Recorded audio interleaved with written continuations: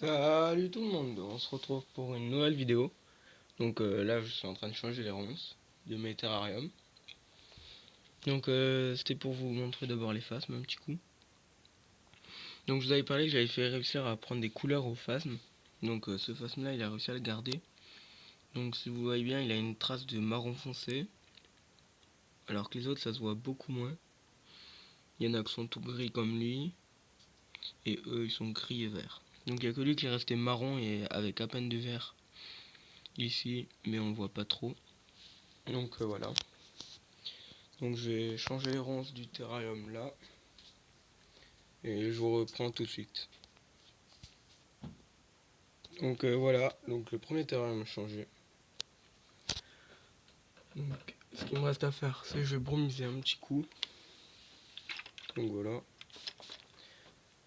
Après je vais changer donc l'autre des Medoroidea. Et après les Ramulus. Donc je vous reprends quand tout ça sera fait. Alors là je vous reprends pour vous dire un truc, c'est que je change le terra des plus petits Medoroidea. Donc comme vous le voyez, genre ils sont vraiment petits.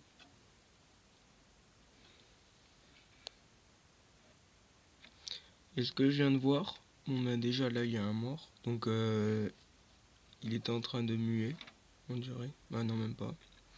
Donc j'ai eu une perte. Donc voilà. Et ce que j'ai vu, c'est qu'il commence à pondre. Donc ici il y a un œuf, ici. Pourtant ils sont vraiment petits. Donc pour ceux qui suivent mes vidéos, donc ils vont savoir que j'avais comme projet de faire travailler la génétique dessus. Donc je vais démarrer maintenant. Donc je ferai ça en fin de vidéo.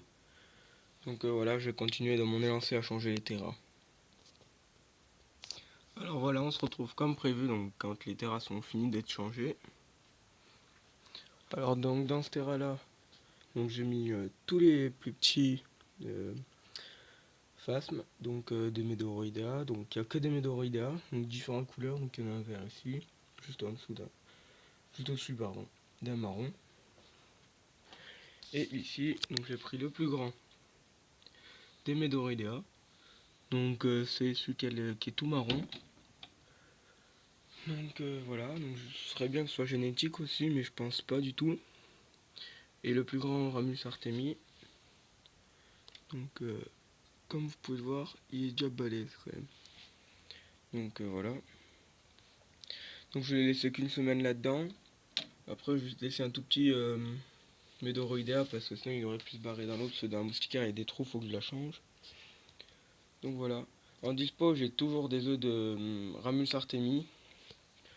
Je vais avoir quelques Medoroidea mais dans quelques temps. Ceux-là je vais les garder pour moi. Après donc je vais vous montrer un cube. Donc pour les Ramulus Artemis c'est en pleine éclosion. Donc là quasi tous ceux qui sont nés, ben ils seront pour moi. Pour moi, qu'est-ce que je dis? Pour un pote, donc un collègue que je connais depuis quelques temps déjà. Donc je vais lui faire un prix, parce qu'il y en a déjà, j'en ai une dizaine là. Donc voilà. Donc je vous tiendrai au courant pour l'évolution de mon projet génétique, du coup on va appeler ça comme ça, hein. Donc voilà. Le terrain il est petit donc je vais pas les laisser longtemps dedans, donc c'est pour ça que je vous ai dit une semaine. Et surtout, donc je sais qu'il y en a qui vont dire que je vends les œufs juste pour l'argent. Bon, c'est un petit peu le cas, mais surtout, j'aimerais bien réussir à vendre des œufs. C'est pour surtout diversifier les espèces de phasmes. Parce que j'en ai deux, donc c'est pour ça. Donc voilà. Donc la vidéo est terminée, donc on se retrouvera pour une prochaine vidéo, donc le week-end prochain. Surtout, n'hésitez pas à liker et à vous abonner. Allez, ciao!